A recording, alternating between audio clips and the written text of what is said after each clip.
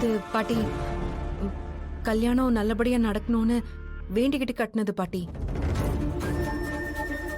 யாரும் அதை பார்க்க கூடாதுன்னு பூசாரியே சொன்னாரு. கல்யாணம் முடிஞ்சதுமே கழட்டிடலாம். ஐயோ, தியா பாப்பா சொன்னது கேட்டதுக்கு அப்புறம் ஒரு நிமிஷம் எனக்கு பக்குன்னு ஆயிடுச்சு.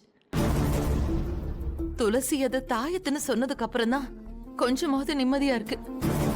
ஆமா ஆமா, இந்த காலத்துல எதை நம்ப முடியுது?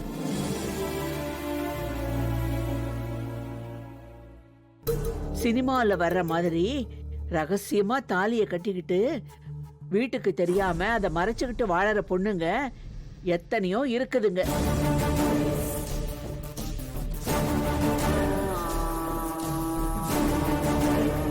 ஆனா நம்ம துளசி சொக்க தங்கம், அந்த மாதிரி எல்லாம் இருக்க மாட்டா.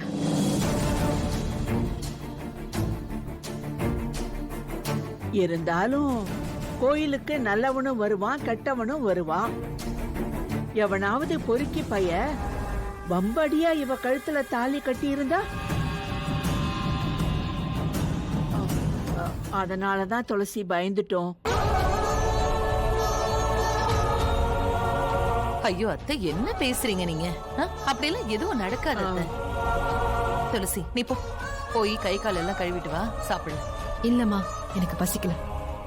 ஏன், என்னாச்சு? எனக்கு வேணாம். தியா, தியா வா, உள்ள போலாம் வா. காபி? இல்ல இல்ல வேண்டாம், வா.